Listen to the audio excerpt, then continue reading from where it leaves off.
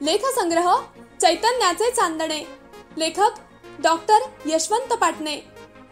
वाचक स्वर श्रीमती मीना भालेराव. निर्मिती साहित्य उत्सव परिवार. लेख 44वा. शांतीदूत पंडित जवाहरलाल नेहरू.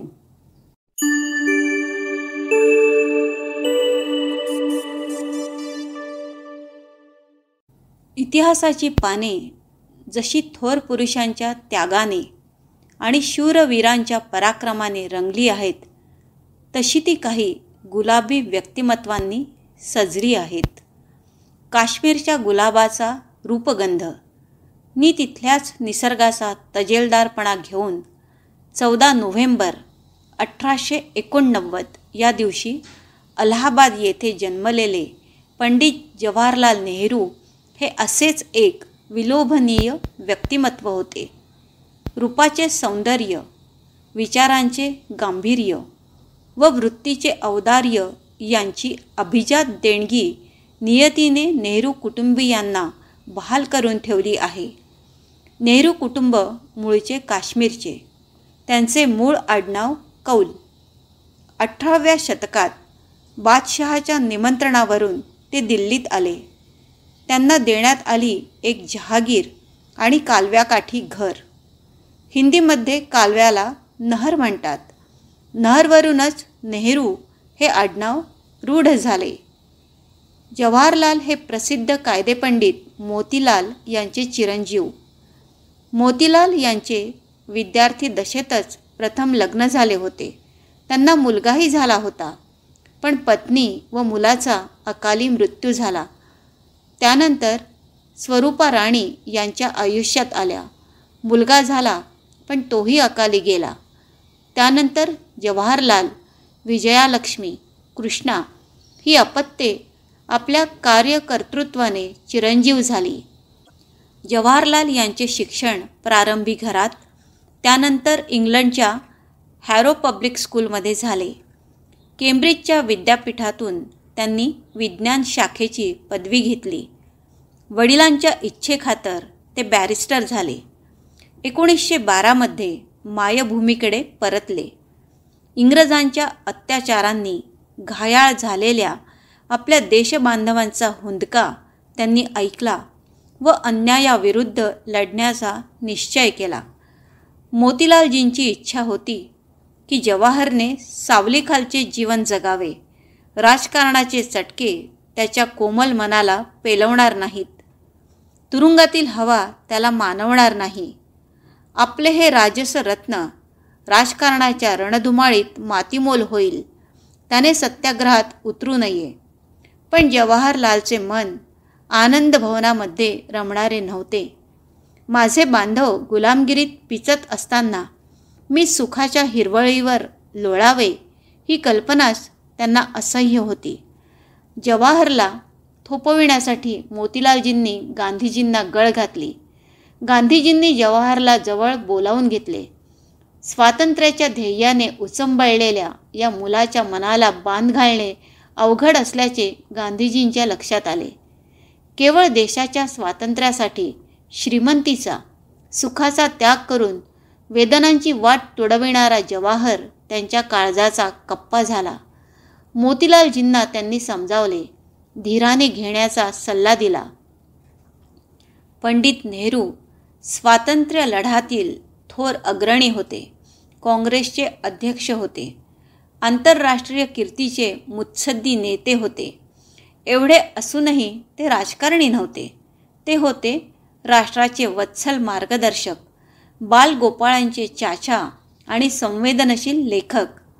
आपली प्रिय पत्नी कमला हिला अर्पण केलेली आत्मकथा ही त्यांच्यातल्या कसदार व शैलीदार लेखकाचा प्रत्यय घडवते. पती-पत्नीच्या नात्यातील भावबंधाचे वास्तव दर्शन या आत्मकथेत घडते. ते प्रांजळपणे सांगतात, आमच्या दोघांचेही स्वभाव तिखट, दोघांचीही अंतःकरणे हळवी, आमच्या प्रतिष्ठेसंबंधीच्या कल्पना बालिश होत्या. असे असूनसुद्धा आमच्यातील स्नेह वाढत चालला होता. विवाह झाल्यानंतर 21 महिन्यांनी एकुलती एक कन्या इंदिरा हिचा जन्म झाला. इंदिरा ही 2 जीवांना जोडणारी दुवा होती. चिमुकल्या इंदिरेला आपल्या पिताजींचा सहवास हवाहवासा वाटायचा, पण ते असायचे तुरुंगात. Letter from a father to his daughter.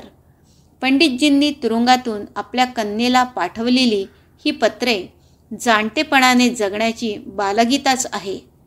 पंडितजींचे आत्मकथा व डिस्कव्हरी ऑफ इंडिया हे दोन्ही ग्रंथ तुरुंगातच जन्माला आले. स्वतःच्या समाजवादी व विज्ञाननिष्ठ विचारानुसार त्यांनी भारत घडविण्याचा प्रयत्न केला. राष्ट्रीय जीवनाला उन्नत दिशा दिली.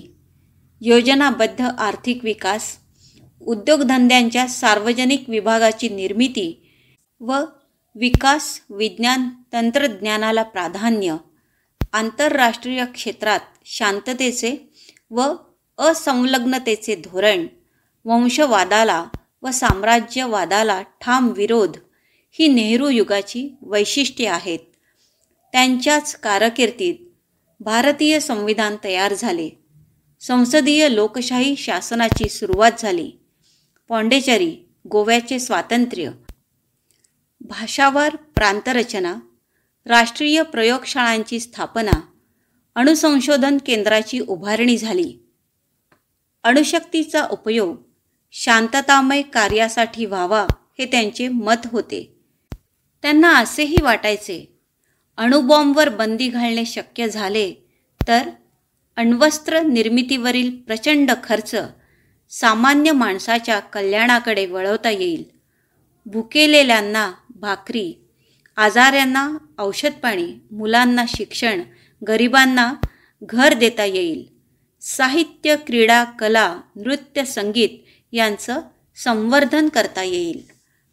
पंडितजींची ही विचारसरणी शांततामय जगाला नवा मार्ग दाखविणारी आहे.